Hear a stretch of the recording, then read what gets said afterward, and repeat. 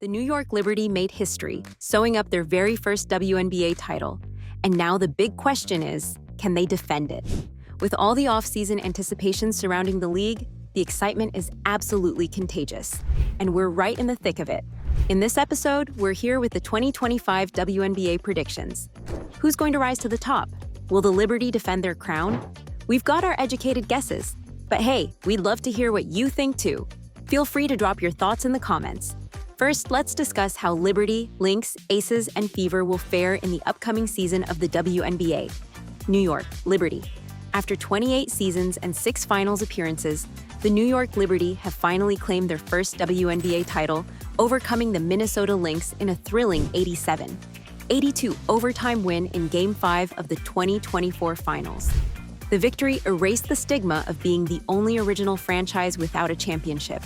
Fueled by their loss to the Las Vegas Aces in the 2023 finals, the Liberty dominated the regular season, finishing with a league-best 32-8 record and securing the #1 seed. They breezed through the playoffs, sweeping the Atlanta Dream and avenging their previous year's defeat with a solid semifinal win over the Aces. However, the finals presented a tougher challenge against the Lynx, who had beaten them earlier in the season and in the Commissioner's Cup. Yet, the Liberty's resilience and depth ultimately led them to the title. The Liberty's versatility was their biggest asset. Their lineup was balanced with size, shooting, and defense at every position, making them a nightmare to match up against. This versatility was key to their success, enabling them to finish in the top 3 for both offensive and defensive ratings. Despite their dominant season, inconsistency was a concern.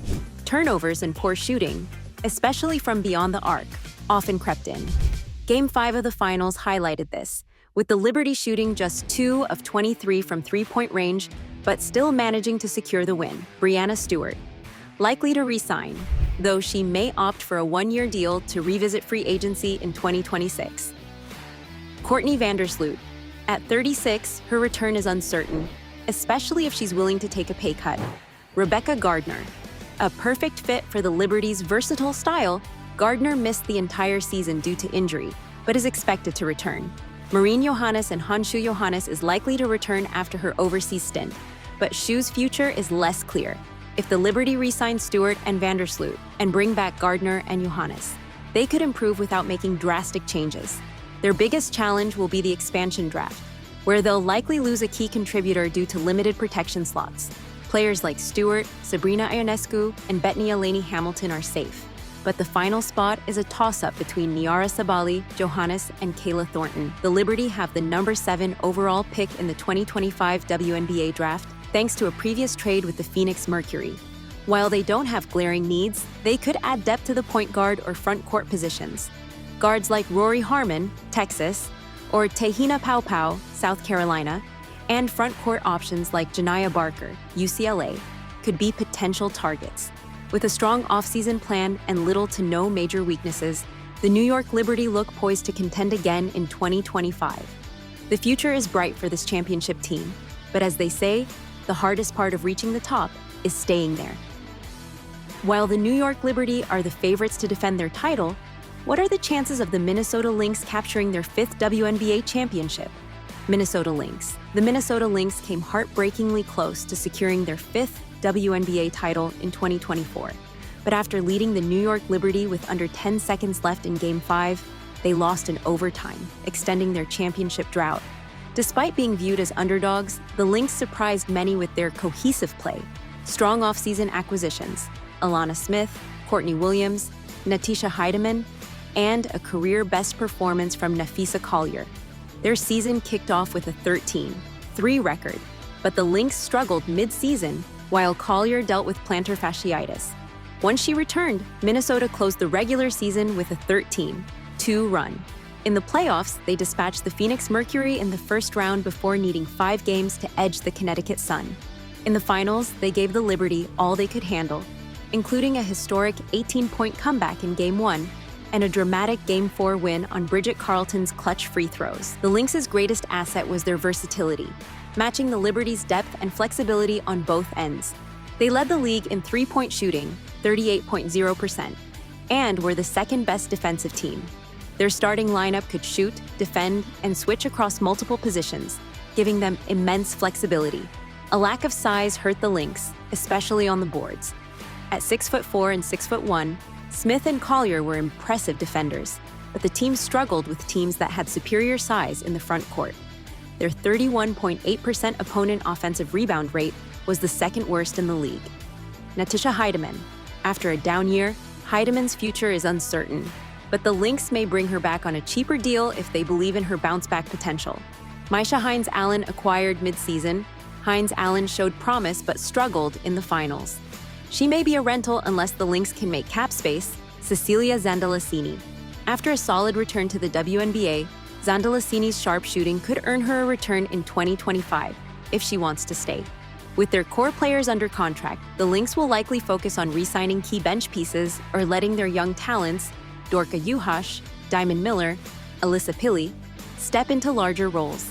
Their offseason will hinge on how much they trust their youth to fill in gaps, especially at backup point guard. The Lynx will feel the sting of the expansion draft. With only 6 players eligible for protection, Collier, Carlton, Smith, Williams, and Kayla McBride are likely safe, leaving one spot between Juhasz, Miller, and other key bench players.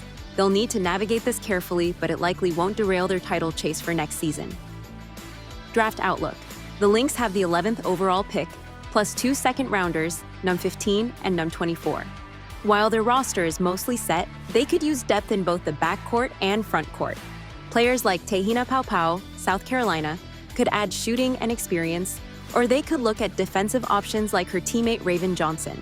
A draft and stash player like Dominique Malonga could also fit Minnesota's needs. With their starting lineup locked in and minimal gaps to fill, the Lynx will likely focus on improving depth without disrupting their strong team chemistry. As the saying goes, close only counts in horseshoes and hand grenades. But for the Lynx, a championship may just be within reach in 2025. Only time will tell if the Minnesota Lynx can secure another WNBA championship. But now let's turn our attention to the Las Vegas Aces, who will be aiming for a stronger comeback. What are your expectations for them? Las Vegas Aces. The Las Vegas Aces' historic quest for a third consecutive WNBA title ended in disappointment with a Game 4 loss to the New York Liberty in the semifinals. Despite a late-season surge, the Aces' season was marked by struggles, including Candace Parker's unexpected retirement and Chelsea Gray's delayed return from injury. The team finished 27-13, securing the number 4 seed, largely thanks to Aja Wilson's MVP-caliber performance. However, a lack of depth and inconsistent play from key players, including Jackie Young, Kelsey Plum, and Gray, ultimately doomed their title hopes. For the first time since 2021, the Aces will enter the offseason looking to regroup, rather than celebrating a championship. Coach Becky Hammon acknowledged the need for change, emphasizing that the roster would likely look different next season. Aja Wilson was the Aces' backbone, putting together one of the greatest individual seasons in league history. She became the first player to lead the league in points, rebounds, and blocks, setting multiple records along the way. The Aces' biggest weakness was their lack of depth. Injuries and retirements meant the core, Wilson, Plum, Young, and Gray, was overburdened.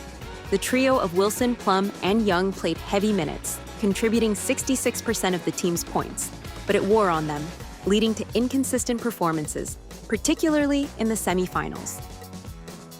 Kelsey Plum. As an unrestricted free agent, Plum's future with the Aces is uncertain. She could return for a short-term deal, but if she opts for a bigger role elsewhere, the Aces may explore a sign-and-trade. Alicia Clark and Tiffany Hayes.